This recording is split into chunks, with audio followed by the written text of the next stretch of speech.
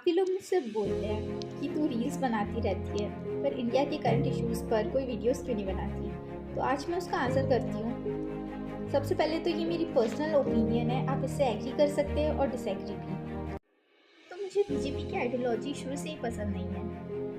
मुझे लगता है कि इनकी पॉलिटिक्स में डेवलपमेंट, एजुकेशन और हेल्थ केयर से ज़्यादा रिलीजन और आइडेंटिटी पर फोकस ज़्यादा होता है। इलेक्शन के टाइम हिंदू, मुस्लिम और अदर रिलीजियस इश्यूज इतने डोमिनेट कर जाते हैं कि जो रियल इश्यूज है वो पीछे छूट जाते हैं। तो उसमें बीजेपी या आरएसएस के पहले भी थी और आगे भी रहेंगी। ये किसी पार्टी की प्रॉपर्टी नहीं है। इट्स अप टू अस कि हमें कितना अपनी कल्चर, कितना अपनी हिंदुज़्म को प्रिजर्व करके रखना है। ये हम किसी पार्टी पर नहीं छोड़ सकते कि ये पार्टी हिंदुज़्म को सेव करे। हमें इसके दूसरे एस्पेक्ट्स भी देखने पड़ेंगे जो नेगलेक्ट नहीं किए जा सकते।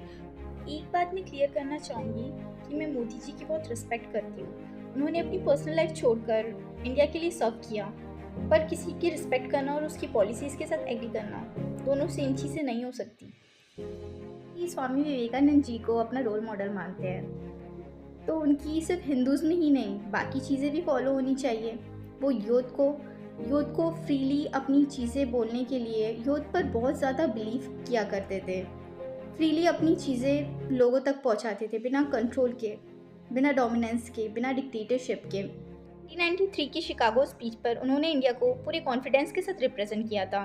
मुझे लगता है कि डेमोक्रेसी में लीडर्स को मीडिया और पब्लिक के सामने ओपनली जवाब देना चाहिए। 12 साल से मोदी जी ने एक भी प्रेस कॉन्फ्रेंस नहीं किया।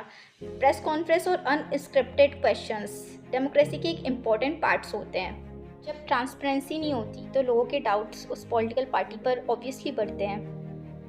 सबसे इम्पॉर्टेंट बात, मैं खुद एक गवर्नमेंट जॉब एस्पिरेंट हूँ। मेरी बहन पूरे 1 साल नीट की प्रिपरेशन कर रही थी और ये पेपर लीक जैसी घटनाएं सिर्फ कुछ ही घंटों में पूरे सालों की मेहनत बर्बाद कर देती है। यार, ब्रेकडाउन का सॉल्यूशन सिर्फ रील्स बनाने से नहीं होगा। कल अगर धर्मेंद्र प्रधान जी रिज़ाइन भी कर देते हैं तो उससे क्या होगा? कोई और एजुकेशनल मिनिस्टर बन जाएगा। सिर्फ एक मिनिस्टर बदलने से एजुकेशन सिस्टम रिफॉर्म नहीं होगा। एक पर्सनल ओपिनियन और है, इंडिया के प्राइम मिनिस्टर के पास एक बहुत बड़ी रिस्पॉन्सिबिलिटी होती है। इसलिए मुझे लगता है कि जैसे हर छोटी बड़ी जॉब के लिए एक सिलेक्शन प्रोसेस और एजुकेशन क्वालिफिकेशन की नीड होती है, बात पर डिस्कशन होना चाहिए कि पब्लिक रिप्रेजेंटेटिव्स के लिए एक अलग सिलेक्शन प्रोसेस होनी चाहिए, क्वालिफिकेशन या कंपेटेंसी स्टैंडर्ड्स होने चाहिए या नहीं। और लास्ट में यूथ से एक रिक्वेस्ट है कि पीसफुल प्रोटेस्ट कीजिए। किसी भी पॉलिटिकल पार्टी को ये नहीं लगना चाहिए कि कोई भी प्रोटेस्ट हो, कुछ भी हो, वोट्स तो हमें मिलते ही रहेंगे।